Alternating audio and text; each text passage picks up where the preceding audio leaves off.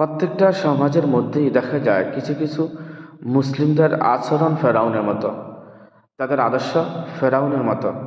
তারা ফেরাউনকেই অনুসরণ করে চলে। ফেরাউন যেমন পাপিষ্ঠ ছিল, পৃথিবীতে পাপ কাজটাকে বেশি ভালোবাসতো, প্রাধান্য দিত, এদের মধ্যে এরা পাপ কাজকেই বেশি প্রাধান্য দেয়।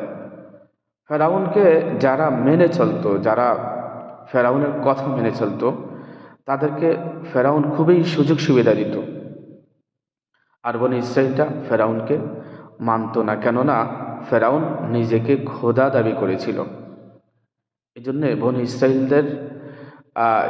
ইসরাইলদেরকে সে বিভিন্ন দলে বিভক্ত করে রেখেছে।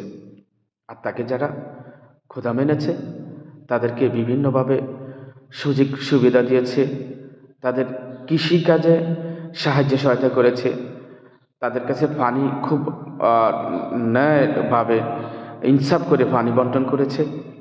কিন্তু বনি ইসরায়েলদেরকে শুধু কষ্টই দিয়েছে, বনি ইসরায়েলের উপর শুধু নির্যাতনই করেছে।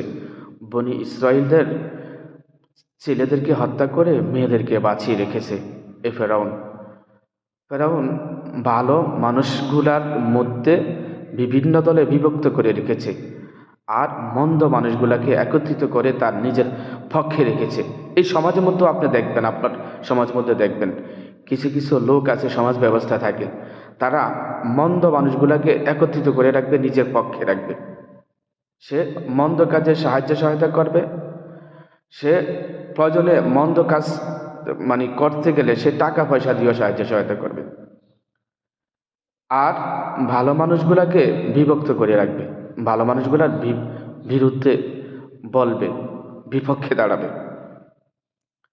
ফেরাউনও কিছু ভালো কাজ করতো, তারাও সমাজের মধ্যে কিছু ভালো কাজ করে, কিছুটা ভালো কাজ করে, মন্দ কাজই করে বেশি, কিন্তু অল্প কিছু ভালো কাজ করে লোকেদেরকে দেখানোর জন্য যে দেখেন আমরা তো ভালো মানুষ। ফেরাউন এমন সীমালঙ্ঘন করেছিল, শেষ পর্যন্ত ফেরাউনকে পানিতে ডুবে মরতে হয়েছে। মহান আল্লাহ তাআলা বলেন, ওয়াজাওয়াজনা বিবানি ইসরাঈলাল বাহরা ফাআতাবাআহুম ফিরআউন ওয়া জুনুদুহু বাগিয়া ওয়া আদওয়া হাত্তা ইযা আদরাকাহুম গরক।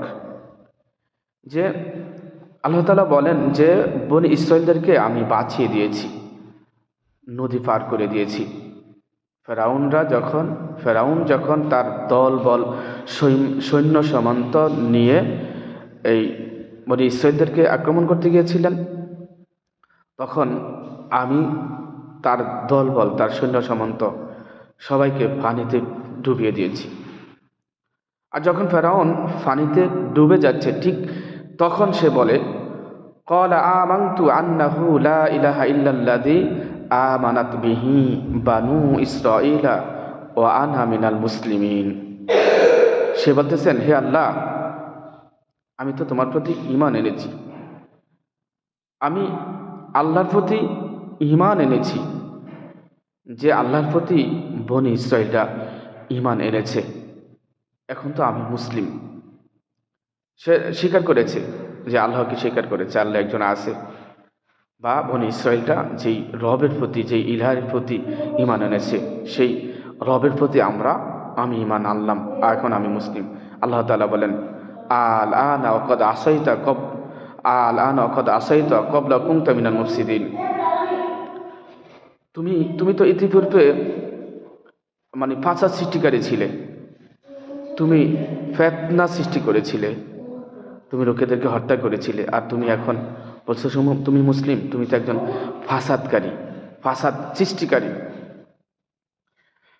অর্থাৎ সে ঈমান এনেছে ঠিকই, কিন্তু তার ঈমান আল্লাহ তাআলা গ্রহণ করে না।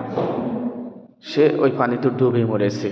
ফালিয়ামানুনা জিকা বিবাদানিকা লিতাকুনা লিমান খালফাকা আয়া ওয়া ইন্না কাসীরাম মিনান নাসি আন আয়াতিনা লাগাফিলুন। আল্লাহ তাআলা বলেন, আজ আমি তোমার দেহ বাঁচিয়ে রাখবো, তুমি মরে যাবে কিন্তু তোমার দেহ বেঁচে থাকবে, তোমার পরবর্তী লোকেদের জন্য নির্দেশন হিসাবে। আর যারা নির্দেশন গ্রহণ করবে তারা হেদায়েত হবে, আর যারা নির্দেশন গ্রহণ করবে না তারা গাফেল। তো যাক, আল্লাহ তাআলা এই ফেরাউনকে কিন্তু ধ্বংস করে দিয়েছেন। ফেরাউনকে পানিতে ডুবে মেরেছেন। এখনও সমাজের মধ্যে এই ফেরাউনের মতো যাদের আচরণ, একসময় তাদেরকেও আল্লাহ তাআলা ধ্বংস করে দিবেন। আমরা সব সময় এই ফেরাউনের আচরণ, যারা ফেরাউনের মতো আচরণ করে, ফেরাউনের আদর্শবান মানুষদেরকে আমরা সব সময় আল্লাহ তাআলার কাছে তাদের জন্য হেদায়েত কামনা করি। আর তারা যদি হেদায়েত যদি না হয়, তাহলে আমি বলি আল্লাহ তাআলা যেন তাদেরকে ধ্বংস করে দেন। কেননা এরা হচ্ছে সমাজের মধ্যে সবচাইতে নিকৃষ্ট ব্যক্তি। এরা পাপের কাজে লোকেদেরকে সাহায্য সহায়তা করে, আর ভালো কাজে তারা বাধা বিঘ্ন ঘটায়, উত্তম কাজে তারা বাধা বিঘ্ন ঘটায়। ওই যে বললাম না, কিছু কিছু ভালো কাজ করে তারা, কিন্তু সেখানেও তার স্বার্থ, সেখানেও তার যদি স্বার্থ হয় তাহলে সে সেখানে এই ভালো কাজ করবে, আর তার যদি স্বার্থ না থাকে তাহলে সে সেখানে বাধা দিবে। আল্লাহ তাআলা যদি এই সমস্ত লোকগুলোকে হেদায়েত করে, আর না হয় এদের যদি হেদায়েত কপালে না থাকে, এদেরকে যেন ধ্বংস করে দেন। সুবহানাকা আল্লাহুম্মা বিহামদিকা আশহাদু আল্লা ইলাহা ইল্লা আনতা আস্তাগফিরুকা ওয়া আতুবু ইলাইক। আসসালামু আলাইকুম ওয়া রাহমাতুল্লাহি ওয়া বারাকাতুহু।